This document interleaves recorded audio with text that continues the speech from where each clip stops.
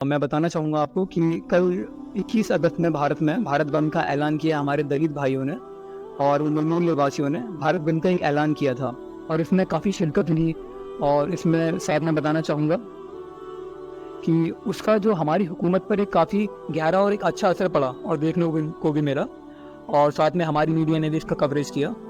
مگر سوال یہ ہے کہ مسلم جو لیڈرشپ ہے ان کی کال اتنی کامیاب کیوں نہیں ہوتی ہے؟ جب بھی وہ لیڈرشپ ہماری آواز لگاتی ہے، ایک طریقے سے ہم بول سکتے ہیں ایسے، تو اتنی کامیاب کیوں نہیں ہوتی ہے اور ہماری حکومت کے کانوں پر جوں تک نہیں رینگتی ہے؟ تو میں چاہوں گا کہ آپ اس چیز کو بتائیں تاکہ لوگوں کو اس کے بارے میں پتہ چلے. محترم دوست، آپ نے جن لوگوں کی بات کی ہے دلت سماج کی، پہلے تو ہم دلت شبد نہیں بولتا، میں ان کو مول نواسی کہتا ہوں، اور یہ خود بھی اپنے آپ کو جو ہے مول نواسی کہتے ہیں. دلت شبد تو جو ہے جو ہندوؤں میں اچ ذاتی کے لوگ ہیں انہوں نے ان کو دیا. کہا جاتا ہے کہ مہاتما گاندھی نے دلت شبد ان لوگوں کو دیا. یہ لوگ اپنے آپ کو مول نواسی کہتے ہیں. تو آپ نے مول نواسیوں کی بات کی. مول نواسیوں کے اندر اپنے حقوق اور اپنے رائٹ پہچاننے کی باقاعدہ ایک مہم چلتی. ان کے لیڈر، ان کے اسکالرس، ان کے آرگنائزیشن، تنظیمیں، چھوٹے چھوٹے گروپ باقاعدہ اپنے حقوق اور رائٹس سے متعلق مکمل طور پر اویئر اور بیدار رہتے ہیں. وہ اسٹڈی کرتے ہیں کہ حکومت جو قانون بنا رہی ہے اس کا ہمارے اوپر کیا اثر پڑے گا. یہ بابا صاحب بھیم راؤ امبیڈکر نے ہمیں جو رائٹس دیے تھے، ان رائٹس پر اس قانون سے یا اس حکومت کے اس ایکشن سے یا سپریم کورٹ کے اس ججمنٹ سے کیا اثر پڑے گا اور ہم کہاں سے کہاں پہنچ جائیں گے. وہ باقاعدہ اس کے لیے اسٹڈی کرتے ہیں. تو ان کے اندر اویئرنیس ہے، بیداری ہے، ان کے اندر اتحاد ہے. وہ ووٹ کی قیمت کو پہچانتے ہیں. وہ اپنی طاقت کے بلبوتے پر حکومت بنا سکتے ہیں، اور انہوں نے مایاوتی کے انڈر رہ کر کے باقاعدہ یو پی پر حکومت کی بھی ہے. تو ان کے اندر یہ بیداری ہے. ہمارے یہاں پر اس طرح کی کوئی چیز نہیں. میں آپ سے ایک سوال کرتا ہوں، بلکہ میں آپ کو بتاتا ہوں، سوال تو نہیں ہے میرا آپ سے، وہ یہ کہ مسلمانوں کے اندر مذہبی چیزوں پر ہم بڑی بڑی بیڑی اکٹھی کر دیتے ہیں، لیکن آپ نے کبھی دیکھا کہ مسلمانوں نے اپنے رائٹس کے لیے، جو لیگل ان کے رائٹس بنتے ہیں ان کے لیے، اپنی سیاسی پارٹی کے لیے کبھی کوئی قول دی ہو، کوئی اتنا بڑا پروگرام کیا ہو، یا مسلم اتنے بڑے لیول پہ اکٹھے ہو خالص اپنے رائٹس کے لیے؟ آپ نے کبھی دیکھا؟ کبھی نہیں ایسا ہوا ہوگا. ہاں، تو یہ چیز بتا رہی ہے کہ ہم لوگ کتنے بیدار ہیں. ہم لوگ سوئے ہوئے ہیں.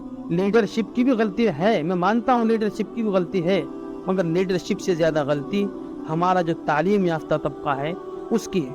لیڈرشپ سے زیادہ غلطی وہ ہماری اور تمہاری ہے. ہمارے یہاں پر یہ کہاوت بہت عام ہے کہ مسلمانوں کے اندر لیڈرشپ پیچھے چلتی ہے اور مسلمان آگے چلتے ہیں. یہ جو ہماری سچویشن ہے اس کو بدلنا ہوگا. ہم کو لیڈرشپ کو آگے کرنا ہوگا، خود ان کے پیچھے چلنا ہوگا. اور لیڈرشپ کو بھی چاہیے کہ وہ مسلم سماج کو، ان کے مسائل کو اچھی طرح سے جانے، پہچانے، پورے حوصلے کے ساتھ آگے بڑھے. آپ کے اسی سوال سے میں فائدہ اٹھا کر کے میں یہاں پر یہ بھی کہنا چاہوں گا کہ اس وقت آپ نے دیکھا ہوگا کہ مسلمانوں کی سب سے مضبوط اور طاقتور آواز اٹھانے والا کون ہے؟ اگر میں آپ سے پوچھوں کون ہے، آپ ایک ہی جواب دیں گے کہ جی اسد الدین اویسی صاحب. اب آپ اب دوسری طرف آئیے، مسلمانوں میں سب سے زیادہ مخالف انہیں کے ہیں. تو اس سچویشن میں، اس کنڈیشن میں ہمارے مسائل کیسے حل ہوں گے؟ تو ہمیں یونائٹ ہونا ہے، متحد ہونا ہے. جو ہماری لیڈرشپ ہے اس کو بھی متحد ہونا ہے. میں تو بلکہ یہ کہتا ہوں کہ اتحاد کے معنی مفہوم قوم کو مت پڑھاؤ. آپ قوم پہلے سے ہی جانتی ہے اور چاہتی ہے کہ ہم کسی طرح متحد ہو جائیں، لیکن متحد کس کے جھنڈے کے نیچے ہوں بھائی؟